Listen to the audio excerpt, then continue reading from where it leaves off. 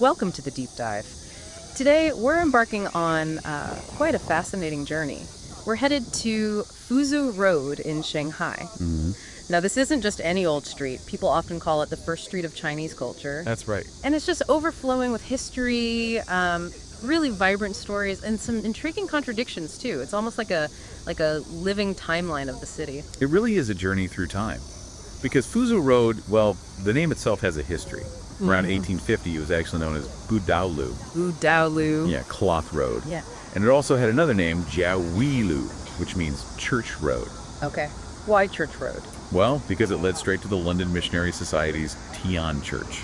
Simple as that. Ah, makes sense. The official name Fuzhou Road, that came in 1865. But, what's really telling is the local nickname everyone knew, Simalu. Simalu, Fourth Road. Exactly, Fourth Road. Because when Shanghai opened up as a port, it was, ranked fourth among the main roads going down to the Huangpu River.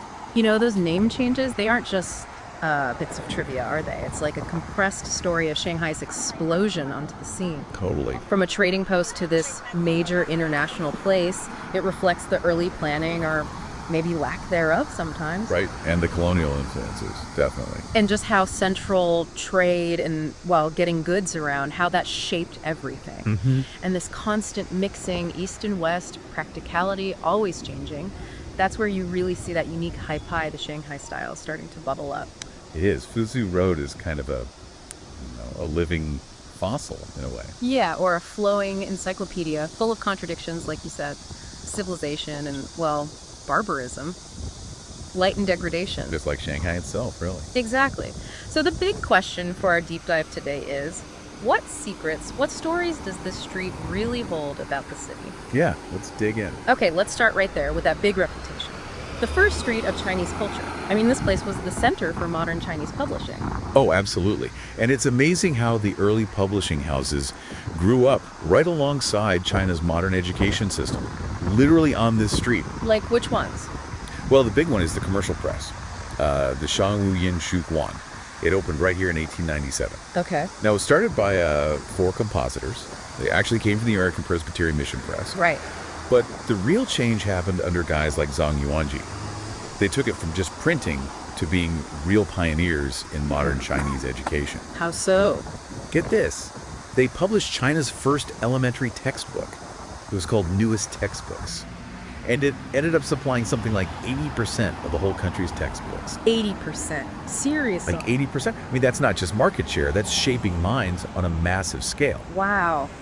That's incredible influence. And it didn't start there. This was also where China saw its first proper royalty contracts being signed. Really? For what? For big works like Yan Fu's translations, Lin Xu's Aesop's Fables. It was basically the beginning of thinking about intellectual property in China. Fascinating. Okay, so moving down the road a bit, we find the World Book Company. Now it's the Shanghai Foreign Language Bookstore, right? At number 390. That's the one. You really can't miss it. That bright red brick building from the 30s. Yeah, the Red House. Apparently the founder, Shen Jifang, was a bit of a marketing whiz. He deliberately painted it red to make it stand out. He absolutely was. And the World Book Company's story is pretty interesting, too. It started out publishing, popular stuff, what you might call commoner taste novels. Like what kind of thing? Oh, like wuxias, those martial arts adventures and fortune-telling guides, things like that. Stuff that reflected what ordinary people in Shanghai were into. Right, the everyday interests. Exactly.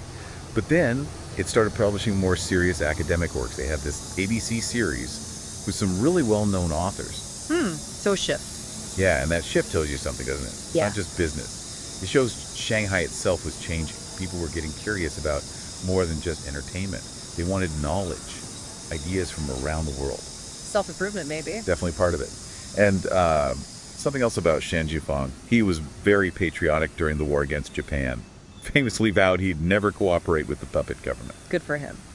Okay, so another key spot, architecturally maybe, was the old Datong Book Company and the China Times building, numbers 310, 311. Ah, the little white building. Jiaobeilu. That's the one. People called it that because it looked so unique, right? This kind of hybrid thing. Totally unique. It was 7 stories high, which is pretty tall then. Right. And it had this mix. An octagonal pagoda on top, traditional Chinese curved eaves, even a gorge shaped at the very peak. But then it also had European arched doors and like Baroque details. Wow. Talk about fusion. Exactly. Built in 1921 by Di Baoxian, the founder of the China Times. Yeah. It was like Shanghai's modernization, and that east-west blend made solid. That's pure Hai-Pai style right there. A physical symbol of it. Absolutely. And big names knew it. Sun Yat-sen, Li Yuanhong, Kai Yuanpei. They all wrote celebratory inscriptions for it. So it was significant. Very. Which makes it really sad that the pagoda part, the most iconic bit, got torn down in 1998. It is apparently falling apart. Oh, what a shame. Replaced by the Balian Tower now. Yeah. So now it's just, a memory in photos. History moves on. Okay, let's jump to the present day, because there's still so much life here. Bakeson Bookstore at 620. Century old, but it's had this amazing makeover. It really has. And it was started so humbly, didn't it? 1912, just a used book stall run by Zhu Helling. Just a stall. Yeah. Then his sons took over, expanded into printing, distribution. They even published some famous stuff like Zheng Henshui's Tears and Laughter. No kidding. But maybe its real moment was in 1946. They were the main distributor for Eileen Chang's expanded collection of short stories, romances. Ah, romances. A huge deal. Massive. And look at it now. That minimalist golden front and inside, it's not just books. It's reading, eating, art, even a podcasting space, apparently. So it's really adapted. Completely. It shows how these old cultural places can survive, even thrive, in the digital age. They have to become more than just shops. They need to be destinations, experiences. Right, an immersive cultural hub. Precisely. And there's more too, isn't there? Like Huifeng Paper Co., founded back in 34, now sort of connected to Beijing. Yes. And they showcase these incredible papers. Really rare, exquisite stuff. Even things they call antique paper carpets. Apparently costing hundreds of RMB per square meter. Whoa, paper as art. Pretty much. Yeah. And then, of course, you can't miss the giant Shanghai bookstore. The big one. 7 floors. Yep, 7 stories. A proper treasure trove of knowledge covers everything. And the building itself is something else. It really is. That design, like the spine of a book on the outside, and inside, that Hui character layout with those super tall bookshelves, it's impressive architecture, not just a store. So the takeaway is that physical bookstores are still finding their place. Absolutely. They're becoming these essential cultural landmarks, social spaces. Reading as a whole lifestyle experience. They're definitely not dead. Okay, so we breathed in the scent of ink, imagined browsing those shelves. But Fuzhou Road isn't just food for thought, is it? Not at all. It's also serious food for the stomach. Right. Time to talk about the China time-honored brands, the lousy how in food. Get ready for some delicious history. Okay, first stop has to be Xingualu. Fuzhou Road 343, founded way, way back in 1851. 1851, wow. Cantonese food, right? Famous for Cantonese, yes, but they're the icon when it comes to mooncakes in Shanghai. Ah, mooncakes. Mid-autumn festival staple? Exactly. And there's a lovely story about the name. It was originally Tianhualu, but a teacher suggested changing it to Xingualu, based on that famous line from a Dumu poem. Which one? Shepherd boy points to Apricot Blossom Village. Xinghua means apricot blossom. Nice literary touch. Isn't it? And their mooncake packaging, the one with chain flying to the moon, it's barely changed in decades. It's like this collective memory for Shanghai people. You see that box, you know it's mid-autumn. That's powerful branding, sticking with it for so long. It really is. Even Yor Yen, the Kuomintang elder, wrote a couplet for them. Shows its status. Okay, so Cantonese at Xingualu. Then not far away, Laoxingjing, number 556. Established 1862. Another old-timer. And this one's Benbang cuisine, right? Local Shanghai food? That's right, real traditional stuff. Their signatures are things like stir-fried river shrimp, braised sea cucumber with shrimp roe, and 8 treasure chili sauce. Sounds classic. Now, I heard something pretty impressive about Laoxingjing recently. Michelin stars. You heard right. It's actually amazing. They've received a Michelin 1-star for 6 years running. Since 2017. 6 years straight for a 160-year-old Benbang place. How? I think it shows that traditional regional food can absolutely hold its own, even hit those high international standards. They do it by being consistently excellent at what they do. Authenticity and quality. It's like a delicious link between the past and now. That's fantastic. Yeah. Okay, one more must-mention spot. Lao Banzai, near number 600. Ah, Lao Banzai. Wei-Yin cuisine this time. Founded 1905, so still Qing Dynasty era. And their most famous dish, knife fish noodle soup. Dao Yu Ximian. That's the one. Legendary. And didn't it have some literary connections, too? Oh, absolutely. This really shows how these places were part of the cultural fabric. Lu Xun himself apparently took Uchiyama Kanzo there. The writer Lu Xun. The very same. And he specifically ordered the knife fish noodle soup. And the poet Lu Yatsi was apparently there all the time. So these weren't just restaurants, they were like meeting places for intellectuals. Exactly. Like informal salons. Yeah. Imagine the chats, the debates happening over those noodles. It adds another layer to the city's memory, doesn't it? Shows how much the elite appreciated that traditional food and atmosphere. It really paints a picture. You can almost imagine Fuzhou Road back then, before 1949. It must have been buzzing. A sleepless city. Totally. Full of theaters, tea houses, all sorts of entertainment. And the sounds. You'd have the newsboys shouting the headlines. Artists singing in the tea houses. Restaurant owners yelling out their daily specials. And, yes, even the sound of courtesans laughing. A real mix. A striking contrast. And all that activity, day and night, meant a huge concentration of places to eat and drink. Chinese restaurants, Western ones, pubs, snack shops, places like Jufengguan, Shendeqiang, Yipiangxiang. They were kind of the old internet celebrity shops of their day, you know. Catering to everyone, especially the nightlife crowd and all the merchants passing through. Exactly. So just to recap the big three food spots: Xingwo Lu, 1851, Cantonese and those iconic mooncakes. Right. Lozang Xing, 1862, Ben Bang Masters, that Michelin star, and Lao Ban Zai, 1905. Huaiyang cuisine, famous for knife fish noodles and its literary past. Got it. Ink food. But Fuzhou Road was also a stage, right? Both literally and figuratively. A place where opera and journalism came together. Absolutely. It was this dynamic dock, as you say. Placed light and shadow, witnessing all the huge changes in Shanghai over a century. Let's start with the literal stage, the Tianshan Yufu stage, number 701. Tianshan. Revered. A holy land for Peking opera fans. That's right. Oh, yeah.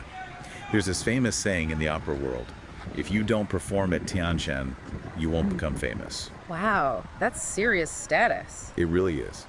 Even the great Mei Lanfang, the absolute master, chose to make his big Shanghai debut right near there, at the Dangi No. 1 Tea House, which was at the Fuzhou Road-Hubei Road corner. So Tianshan was the place to be. It was Shanghai's biggest theater, and really a national leader for Peking opera. This is where masters from the north and south came to compete to show their skills. Every beat of the gong, every aria sung there, it's part of Shanghai's opera legend. Incredible. Okay, shifting from the stage to the page.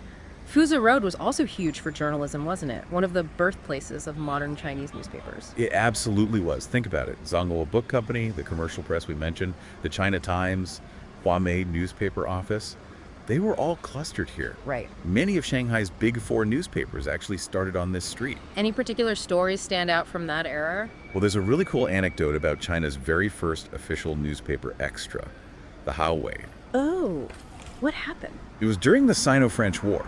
Back in 1884, the Shenbao newspaper got this late telegram. All it said was basically, French fleet in Fuzhou, no movement yet. Okay. Not exactly breaking news. Right. But people were incredibly anxious. So Shenbao immediately printed this single unnumbered sheet, the extra, just to get that snippet of information out fast. Ah, just to reassure people. Exactly. And it was revolutionary for the time, a huge step in getting news to the public quickly. It really highlighted the media's growing role and responsibility, especially in a crisis. That's a great story. Okay, so we've talked about the culture, the food, the stage, the press, the bright lights. But Fuzhou Road had, let's say, a more complex side too, especially before 1949. Definitely. That phrase you mentioned earlier really captures it. Civilization interwoven with barbarism, light coexisting with degradation. Yeah, and those four sounds we imagined, the newsboy, the artist, the hawker, and the fourth one being the courtesan's laughter. It's quite arresting. It is. Because right at the end of Fuzhou Road, where it meets Shizang Little Road, that's where the infamous Huli red light district was. Huli, how big was it? Astonishingly big. Records suggest there were 151 registered brothels there, just before 1948. 151. Wow, right next to all the cultural institutions. Exactly. And having that kind of area existing cheek by jowl with the publishing houses, the fancy restaurants, it just shows the incredibly complex, contradictory reality of Shanghai's development back then. A kind of raw inclusiveness, maybe? You could say that. It shows the city's sheer diversity. But the transformation there is just as stark. What's there now? That exact spot. It's now home to the huge, modern Raffle City shopping complex. Gleaming towers, endless traffic, the noise of the past is completely gone, just history. A total change. And that dramatic shift, I think, really sums up Shanghai's sea-embracing spirit.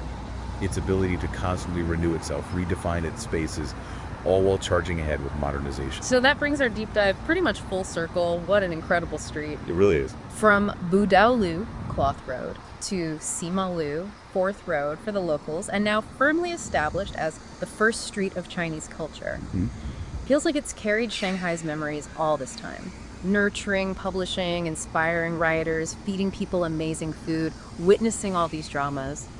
So many stories packed into one street. Yeah, full of warmth, history, and just this unending energy. And what's key, I think, is how even now, with all the urban renewal happening everywhere in Shanghai, Fuzhou Road somehow manages to hold on to its special cultural feel. You still feel it when you walk there. You do. You see the old brands being revitalized, like Bakeson or Xingguolu, alongside totally new businesses popping up. It's this constant dance between tradition and modernity. Keeping the old charm while innovating. Exactly. That adaptability, that vibrancy, it really captures that delicate balance, doesn't it? Preserving heritage while still moving forward. Yeah. In the end, Fuzhou Road really feels like more than just a street. It's like a microcosm of Shanghai's whole spirit. That spirit of embracing all revers, pursuing excellence. Open and inclusive, daring to be the first. It fits perfectly. It really does. So maybe the thought to leave everyone with is this. What does it actually mean for a street to be a living fossil, but also constantly reinventing itself? And how can we maybe learn from Fuzhou Road's story? How do we balance preserving our own history in our own cities with that unstoppable push for progress? Finding that sweet spot between the past and the future. That's a great question to ponder. Fuzhou Road's story, like Shanghai's, really does feel like it never ends. It just keeps evolving.